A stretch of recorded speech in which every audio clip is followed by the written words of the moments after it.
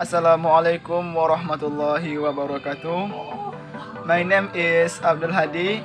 I am from the RPL 3 class, Bengkalis Polytechnic, student majoring in IT.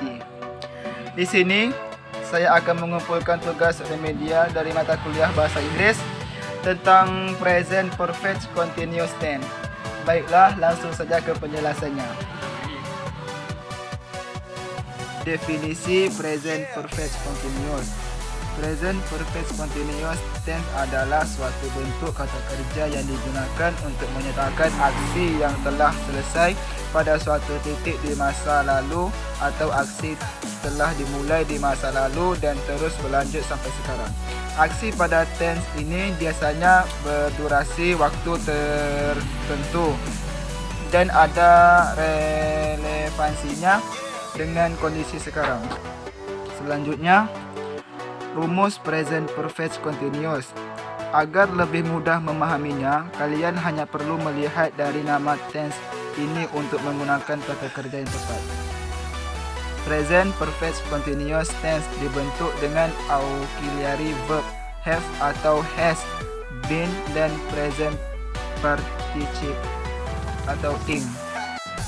Sedangkan have digunakan untuk I, you dan plural subjek seperti plural pronoun seperti they, we, plural noun seperti boy, man dan compound subjek dengan kata hubungan and seperti you and I, Tom and Jack. Sedangkan has untuk singular subjek seperti chair, person, singular pronoun seperti he, she, it dan singular noun seperti Tom, man.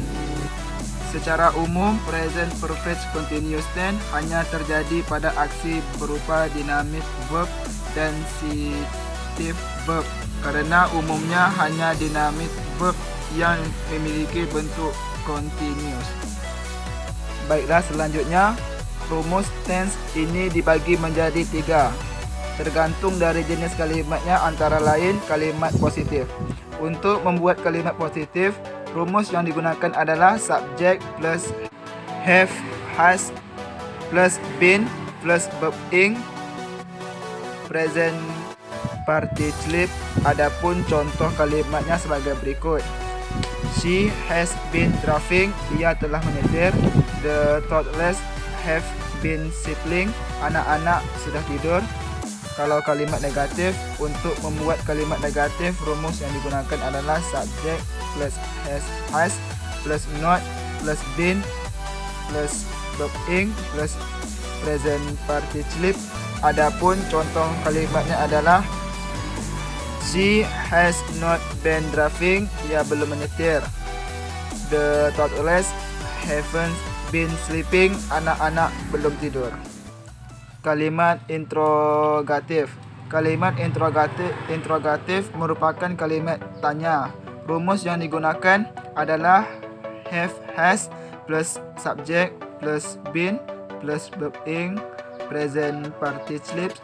Adapun contoh kalimatnya adalah has she been driving? Apakah ia sudah menyetir? Have the toddlers been sleeping? Apakah anak-anak sudah tidur? Selanjutnya, penggunaan dan contoh kalimat present perfect continuous. Ada beberapa fungsi dari present perfect continuous yang perlu diketahui. Di antaranya adalah menunjukkan aksi yang telah selesai. Present perfect continuous tense untuk menunjukkan aksi yang telah selesai pada suatu titik di masa lampau, diikuti relevansinya dengan kondisi saat ini, present. Bagaimana contoh kalimatnya? The construction laborers are trees. They have been removing the scaffoldings. Pekerja konstruksi haus karena mereka telah memindahkan perencah. Mandi, less full as she been eating half of the tub. Mandi kenyang kerana dia telah memakan separuh kuih tart.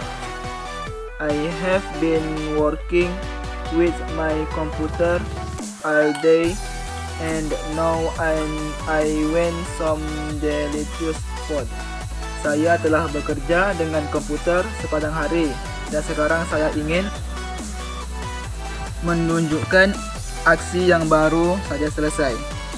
Selain untuk menunjukkan sebuah aksi yang masih berlangsung sampai sekarang, tense ini juga bisa digunakan ketika ingin menunjukkan sebuah aksi atau kondisi yang baru saja selesai kamu lakukan.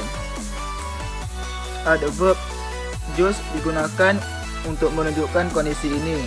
Bagaimana contoh kalimatnya? It has just been snowing in Japan. Baru saja turun salju di Jepang. Please take off your shoes because I just have been sweeping the floor. Tolong copot sepatumu kerana aku baru saja menyapu lantainya. Sorry, you relax. He has just been going to the airport. Maaf, kamu terlambat. Ia baru saja pergi ke bandara. Menunjuk aksi yang telah dimulai pada masa lampau. Apakah sebuah aksi masih berlangsung sampai sekarang walaupun dimulai di masa lampau? Kamu tetap bisa menggunakan tense ini. Bagaimana contoh kalimatnya? I've been driving a car the rain for an hour. Saya sudah mengendarai mobil menembus hujan selama 1 jam. The passengers have been waiting for the next flight since this morning. Para penumpang telah menunggu penerbangan berikutnya sejak pagi ini. Sekian yang bisa saya sampaikan tentang present perfect continuous tense. Kalau ada kesalahan, mohon maaf. Saya sudahi. Wabillahi taufiq wal hidayah. Wassalamualaikum warahmatullahi wabarakatuh.